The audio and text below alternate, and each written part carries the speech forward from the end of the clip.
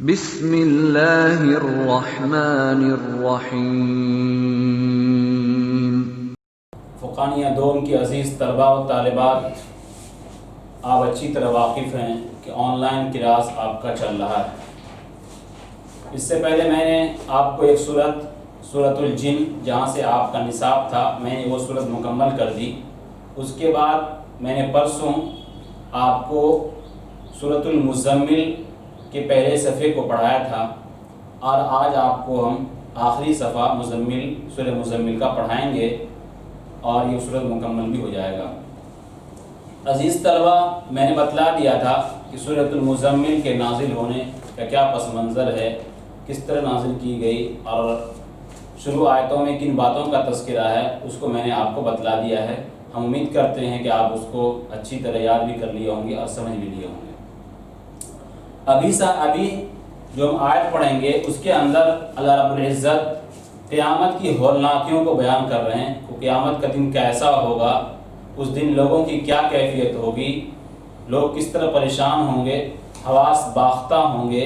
ایک بچہ بالکل قیامت کی اس ہولناکی کو دیکھ کر ایک بچہ بھی بوڑھا نظر آئے گا، اور وہ بوڑھا ہو جائے گا، اس کے بال سفید ہو جائیں گے۔ یعنی اس دن کی عجیب سی کیفیت ہوگی کہ کوئی کسی کو پرسان حال نہیں ہوگا۔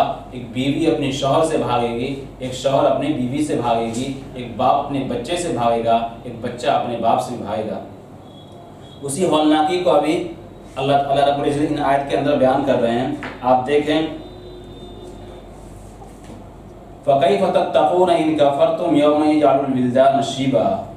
تو تم اگر کفر کرتے رہو گے، یعنی مخاطب کفار و مشرکین ہے کہ تم رسول اللہ صلی اللہ علیہ وسلم کی باتوں پر ایمان نہیں لاتے ہو، ان کا کہا نہیں مانتے ہو، تو کہہ رہے ہیں کہ تم اگر کفر کرتے رہو گے تو اس دن سے کیسے بچو گے جو بچوں کو بوڑھا کر ڈالے گا۔ یوم یجعل الولدان شیبا، ولدان بچوں کو اس دن بوڑھا کر ڈالے گا، یعنی بچے کے لوگ بھی یعنی ایسا حواس باختہ ہوں گے اور ایسی پریشانی میں ہوں گے، اتنے ٹینشن میں ہوں گے کہ وہ بچے بھی کیا بوڑھے نظر آئیں گے، ان کے بال بالکل سفید ہو جائیں گے۔ السماء منفطر به كان وعده مفعولا، کہہ رہے ہیں کہ اس دن آسمان پھٹ جائے گا۔ السماء منفطر به، اس دن کیا ہے؟ قیامت کے دن اس دن آسمان پھٹ جائے گا۔ كان وعده مفعولا، اور اس کا وعدہ پورا ہو کر رہے گا۔ یعنی اللہ رب العزت نے جس چیز کا وعدہ کیا ہے وہ تمام کی تمام چیز ہو کر رہیں گے۔ کریں ان هذه تذکرہ فمن شاء اتخذ الى ربه سبیلا، یہ تو ایک نصیحت ہے، تو جو چاہے اپنے پروردگار کا راستہ اختیار کر لے۔ ابھی بھی کیا ہے؟ وقت ہے، ٹائم ہے، ابھی بھی ہم کیا دارالعمل میں جی رہے ہیں، تو ابھی بھی موقع ہے کہ ہم اپنے رب کو راضی کر لیں۔ اسی کو کہا یہ ایک تو نصیحت ہے، اور یقیناً ایمان والوں کو کیا ہے؟ نصیحت فائدہ مند دیتا ہے۔ جیسا کہ 27ویں پارے کے اندر کہا گیا فَإِنَّ الذِّكْرَىٰ تَنفَعُ الْمُؤْمِنِينَ، کہ نصیحت مسلمانوں کے لیے، مومنین کے لیے بڑا نفع بخش ہوا کرتا ہے۔ اس کے فرمایا إِنَّ رَبَّكَ يَعْلَمُ أَنَّكَ تَقُومُ أَدْنَىٰ مِنْ ثُلُثِي اللَّيْلِ وَنِصْفَهُ وَثُلُثَهُ وَطَائِفَةٌ مِّنَ الَّذِينَ مَعَكَ، کریں آپ کے پروردگار خوب جانتے ہیں، إِنَّ رَبَّكَ يَعْلَمُ، آپ کے پروردگار خوب جانتے ہیں کہ آپ اور جو لوگ آپ کے ساتھ ہیں، ان میں سے کچھ لوگ 2/3 رات کے قریب، اور کبھی آدھی رات اور کبھی تہائی رات اللہ کی عبادت میں کھڑے رہتے ہیں۔ مراد یہاں پر آپ صلی اللہ علیہ وسلم کی ذات گرامی ہے، اور ان کے ساتھ ساتھ صحابہ کرام ہیں۔ یعنی آپ اتنی بات سمجھ عزیز طلبہ، میں نے بتلایا تھا پہلے بھی کہ رسول اللہ صلی اللہ علیہ وسلم پر تہجد کی نماز واجب تھی، یا بعض لوگوں نے کہا کہ فرض تھی، لیکن آپ صلی اللہ علیہ وسلم کے ساتھ صحابہ کرام بھی تہجد کی نماز پابندی سے پڑھا کرتے تھے، جیسا کہ بہت ساری روایتوں سے اس کا ثبوت ملتا ہے۔ تو کیا صحابہ کرام رضی اللہ علیہ مجمعین پر بھی تہجد کی نماز فرض تھی یا نہیں تھی؟ مفسرین نے 2 بات لکھی ہے۔ ایک یہ تھا کہ بالکل شروع ٹائم میں، شروع وقت میں کچھ دنوں تک کے لیے صحابہ کرام پر بھی تہجد کی نماز فرض تھی۔ دوسری روایت یہ ہے کہ صحابہ کرام بھی آپ صلی اللہ علیہ وسلم کا دیکھا دیکھی، آپ صلی اللہ علیہ وسلم کو دیکھتے تھے کہ قیام لمبا ہوا کرتا تھا، آپ صلی اللہ علیہ وسلم کا تہجد کی نماز مستقل پابندی کے ساتھ پڑھتے تھے، اور لمبا قیام کرتے تھے تو صحابہ کرام تو صحابہ کرام تھے، وہ تو جان نثار صحابہ تھے، آپ صلی اللہ علیہ وسلم کی ہر عمل پر فدا تھے، تو انہوں نے اپنے محبوب کو دیکھا کہ جب وہ راتوں کو جاگتے ہیں اور قیام لمبی کرتے ہیں تو ہم کیوں نہ کریں، چنانچہ صحابہ کرام بھی آپ صلی اللہ علیہ وسلم کو دیکھا دیکھی تہجد کی نماز پابندی سے پڑھنے لگے۔ اسی کو فرمایا گیا کہ آپ کے پروردگار خوب جانتے ہیں کہ آپ اور جو لوگ آپ کے ساتھ ہیں ان میں سے کچھ لوگ تو 2/3 رات کے قریب اور کبھی تو آدھی رات اور کبھی تہائی رات اللہ کی عبادت میں کھڑے رہتے ہیں، تہجد کی نماز پابندی سے پڑھتے ہیں۔ واللہ یقدر اللیل والنہار، اور اللہ ہی رات اور دن کی مقدار جانتے ہیں، مقدار کی تعداد مقرر کرتے ہیں، اور اللہ ہی رات اور دن کی تعداد مقرر کرتے ہیں۔ علم ان لن تحصوه فتاب علیکم، اللہ تعالیٰ نے جان لیا کہ تم اس کو نباہ نہ سکو گے، اللہ تعالیٰ نے جان لیا کہ تم اس کو نباہ نہ سکو گے، اس لیے اس نے تم پر مہربانی کی، فتاب علیکم، اس لیے اس نے تم پر مہربانی کی، یعنی مہربانی یہ کی کہ ایسا نہیں کہا کہ تم پوری رات اللہ کی عبادت میں کھڑے رہو، پوری رات اللہ کی عبادت کرتے رہو، ایسا نہیں کہا، کیوں اتنا تم برداشت ہی نہیں کر سکتے ہو، اس لیے اللہ نے تمہارے اوپر رحم کھایا، کیا فرمایا؟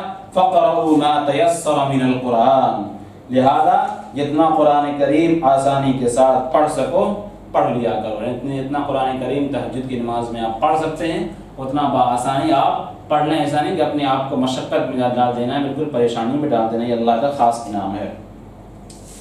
اس کے بعد فرمایا علم ان سیکون منکم مرضی وآخرون یضربون فی الارض یبتغون من فضل اللہ، ظاہر سی بات ہے انسان کی حالت مختلف ہوا کرتی ہے، ایک معاشرے میں ہر طرح کے لوگ ہوا کرتے ہیں، جہاں صحت مند لوگ ہوا کرتے ہیں وہاں کچھ لوگ بیمار بھی ہوتے ہیں، اس لیے اللہ رب العزت نے اس کا بھی خیال کیا کہ جو لوگ بیمار ہیں، جو لوگ اس لائق نہیں ہیں کہ وہ تہجد کی نماز لمبی تہجد کی نماز پڑھ سکیں، اس کے بارے میں تذکرہ کیا ہے؟ اللہ کو معلوم ہے کہ تم میں سے بیمار بھی ہوں گے، ظاہر سی بات ہے بیمار ہوں گے تو ان کے لیے کیا ہے، کچھ چھوٹ بھی ہے، وہ ان سے اتنا ممکن ہو سکے پڑھ لیا کریں، نہ پڑھ سکے تو نہ پڑھیں۔ وآخرون یضربون فی الارض یبتغون من فضل اللہ، اور اس لیے اتنا آسانی سے ہو سکے پڑھ لو نماز۔ اس کے بعد فرمایا جب بعض تلاش معاش کے لیے زمین میں سفر کرتے ہیں اور بعض دوسرے لوگ زمین کا سفر کرتے ہیں، محض کیا ہے، تلاش معاش کے لیے، اپنی رزق کی تلاش کے لیے، وآخرون یقاتلون فی سبیل اللہ، اور دوسرے بعض لوگ وہ ہیں جو اللہ کے راستے میں جہاد کرتے ہیں۔ عزیز طلبہ، یہاں پہ ایک بات سمجھنے کی ہے کہ یہاں پر دو چیزوں کو، یعنی جہاد کو اور کسب معاش کو ایک درجے میں رکھ کر یہ بتلایا گیا ہے کہ اسلام میں بھی کسب معاش کی فضیلت اور اہمیت کچھ کم نہیں بلکہ بہت زیادہ ہے، یعنی جس طرح وہاں بہت سارے عبادات کے بارے میں جو فضیلت آئی ہیں اس طرح کسب معاش کے بارے میں بھی آیا ہے۔ چنانچہ قرآن کریم کی سورہ جمعہ کے اندر بھی ہے فَإِذَا قُضِيَتِ الصَّلَاةُ فَانتَشِرُوا فِي الْأَرْضِ وَابْتَغُوا مِن فَضْلِ اللَّهِ، اس لیے معلوم چلا کہ دنیا کمانا، روپیہ پیسہ کمانا کوئی گناہ کی چیز نہیں ہے، بلکہ اس میں ثواب بھی ملتا ہے کہ آپ اپنے بال بچوں کی بھی صحیح سے پرورش کر سکتے ہیں، اپنے دوست و احبابوں کی بھی، اپنے آس پڑوس میں غریب لوگ ان کی بھی آپ صلہ رحمی کر کے ان کو کچھ آپ دے بھی سکتے ہیں، ان کی مدد بھی کر سکتے ہیں۔ اس کے بعد فرمایا فَقْرَؤُوا مَا تَيَسَّرَ مِنْهُ، اس کے بعد فرمایا اس لیے اتنا آسانی سے ہو سکے پڑھ لو، یعنی اتنا قرآن کریم کا جو حصہ ہو سکے اتنا پڑھ لو۔ اور آگے فرما رہے ہیں وَأَقِیمُوا الصَّلَاةَ وَآتُوا الزَّکَاۃَ، لہذا نماز کی پابندی کرو اور زکوٰۃ دیتے رہو۔ کہیں کہ اگر تمہارے اوپر تم صاحب نصاب ہو اور اس پر حولان حول ہو جائے تو ایسی شکل میں بتلایا گیا کہ تم زکوٰۃ بھی دو۔ وَأَقْرِضُوا اللَّهَ قَرْضًا حَسَنًا، کریں اللہ کو اچھی طرح قرض دو، اللہ کو اچھی طرح قرض دو۔ آپ یہ کہیں گے اللہ کو قرض دینا کیا مطلب، اللہ تو بے نیاز ہے، اس کو روپے پیسے کی کیا ضرورت ہے؟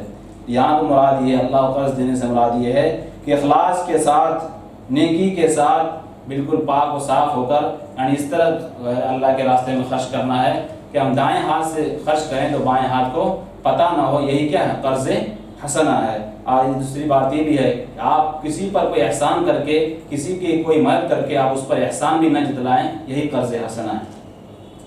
اس کے بعد فرمایا وَمَا تُقَدِّمُوا لِأَنفُسِكُم مِّن خَيْرٍ تَجِدُوهُ عِندَ اللَّهِ، اور تم اپنے لیے جو نیک عمل آگے بھیجو گے اس کو اللہ کے پاس زیادہ بہتر اور زیادہ ثواب والا پاؤ گے۔ وَقْرِضُوا اللَّهَ قَرْضًا حَسَنًا وَمَا تُقَدِّمُوا لِأَنفُسِكُم مِّن خَيْرٍ تَجِدُوهُ عِندَ اللَّهِ هُوَ خَيْرًا وَأَعْظَمُ أَجْرًا، کہ تم اپنے لیے جو نیک عمل کرو گے، یعنی آج دنیا کے اندر جو ہم اچھے اچھے کام کریں گے، کل قیامت کے دن اس کو اپنے لیے ضرور پائیں گے، اور ہمارے لیے کیا ہوگا؟ آخرت کا سامان ہوگا۔ اور تو اپنے جو نیک عمل آگے بھیجو گے اس کو اللہ کے پاس زیادہ بہتر اور زیادہ ثواب والا پاؤ گے۔ وَاسْتَغْفِرُوا اللَّهَ إِنَّ اللَّهَ غَفُورٌ رَحِيمٌ، نیز اللہ سے مغفرت طلب کرتے رہو، بے شک اللہ تعالیٰ بڑا بخشنے والا اور بڑا مہربان ہے۔ ظاہر سی بات ہے، انسان دنیا کے اندر ہے، انسان تو کیا ہے؟ غلطیوں کا اور معصیت کا کیا ہے؟ وہ پتلا ہے۔ انسان سے غلطی ہو سکتی ہے، زیادہ ہو سکتی ہے، تو ایسے موقع پر فوراً کیا اللہ سے آدمی توبہ و استغفار کرے، اللہ سے کیا ہے؟ معافی طلب کرے۔ یہ انسان کی پہچان ہے۔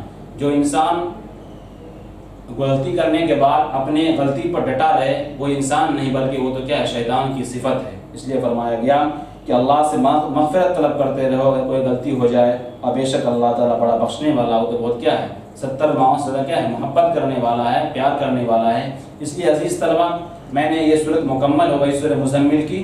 اگر آپ، میں نے ابھی جو چند آیتیں آپ کو پڑھائی ہیں بطور تفسیر کے، اگر آپ کو اس آیت کے تفاسیر میں سمجھنے میں کہیں پر کوئی دقت، پریشانی یا دشواری ہو تو آپ اسے کامنٹ باکس میں ضرور نقل کریں۔ انشاءاللہ آپ کو اس آیت سے متعلق آپ کے مطالبے کے مطابق آپ کو تشریفی بخش اس کا جواب دیا جائے گا۔